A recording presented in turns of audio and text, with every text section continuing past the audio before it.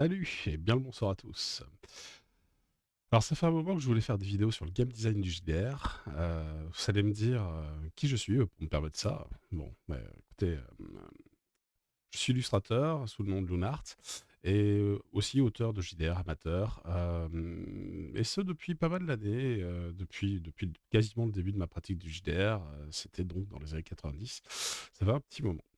Et en fait, j'aimerais bien mettre à contribution, l'expérience que j'ai glanée, au cours de ces années en concevant un certain nombre de JDR. Donc, je vous propose en fait que cette chaîne puisse, être un espace de discussion, un espace de réflexion, au sujet de la création de systèmes de jeux adaptés à vos univers. Voilà. Alors du coup, on va commencer par la base de la base. Petite définition du JDR ou jeu de rôle sur table, afin qu'on soit tous d'accord sur le point de départ. Du coup, en fait, on va parler d'un loisir collectif, ludique, qui mêle imaginaire et interprétation théâtrale, afin de vivre des aventures uniques et interactives. Alors, bien entendu, l'objectif et l'enjeu principal, c'est, de se réunir avec des amis et de passer un bon moment et donc c'est principalement l'amusement. On parle bien d'un jeu avant toute chose.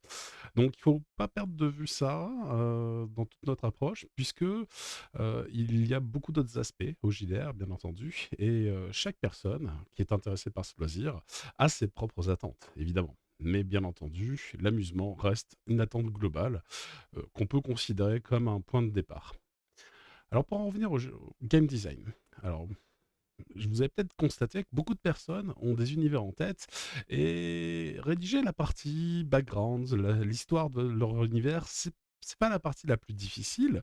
Alors bien que ça nécessite une certaine imagination pour avoir quelque chose d'original et intéressant, mais c'est pas la partie sur laquelle la plupart des gens coincent. Non, la partie enfin, qui est la plus difficile à aborder généralement, eh bien, c'est la partie règle.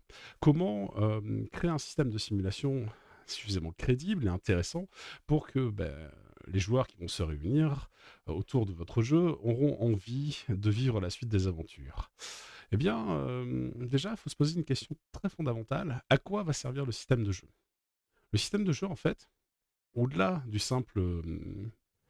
la simple résolution d'action, savoir si on a réussi ou raté une action, c'est un système en fait qui sert à motiver les actions des personnages afin qu'elles correspondent aux attentes narratives du jeu et de son univers. Alors, qu'est-ce que ça veut dire de motiver les actions du personnage? Ça veut dire que vous allez proposer des mécaniques de jeu qui vont permettre de créer certains types d'émotions chez vos joueurs.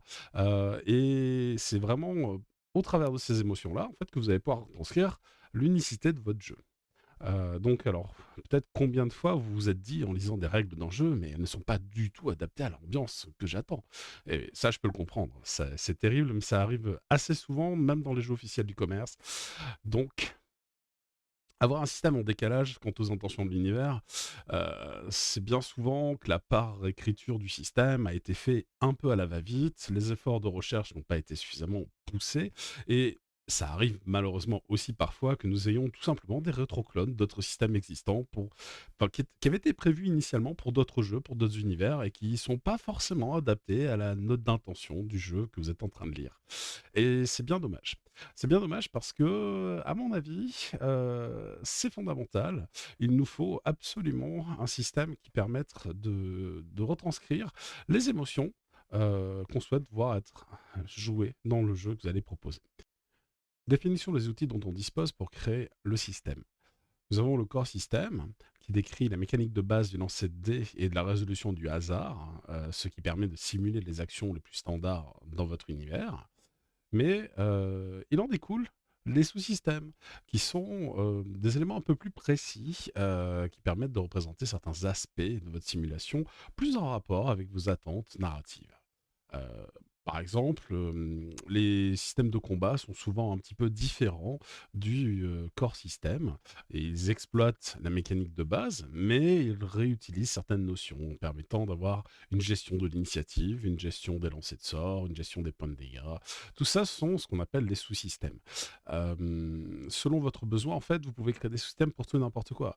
Virtuellement, si vous avez un jeu, dont le cœur, de l'intérêt, réside dans des transactions commerciales, vous pourriez avoir un sous-système commercial plutôt élaboré, avec des notions de dette, de faveur, d'échange d'argent et finalement, vous auriez pas tant besoin que ça d'un système de combat puisque c'est pas le message que vous voulez transmettre avec votre jeu. Peut-être tout simplement, vous auriez le minimum à ce sujet. En cas d'assassinat surprise ou de scène d'action un petit peu impromptue. Mais en effet, si le cœur du message du jeu que vous proposez est plutôt axé sur euh, la négoce, le relationnel ou la diplomatie, eh bien évidemment, il faudra plus étoffer les sous-systèmes relatifs à ces notions-là que les sous-systèmes relatifs aux notions qui ne vous intéressent pas. Voilà pour les parties fondamentales d'un système de jeu. Il existe une troisième partie que j'appelle les patchs, qui sont moins élégants et en fait qui consistent à créer un corpus de règles différent du cœur du jeu, du core système. Et c'est un corpus de règles qui malheureusement est là pour gérer des notions de sous-système et en fin de compte on aurait très très bien pu le faire en utilisant le core système. Donc je pense que c'est plus une inélégance de la création du jeu et un manque de cohérence globale quant à la réflexion autour du système de jeu là-dessus. Voilà pour cette première présentation. N'hésitez pas à réagir dans les commentaires et si vous aussi vous êtes confronté à la difficulté de concevoir un système adapté à votre note d'intention d'univers, n'hésitez pas à partager vos questionnements. J'espère vous retrouver bientôt pour aborder les différentes notions autour de la création du système de jeu. Allez, ciao.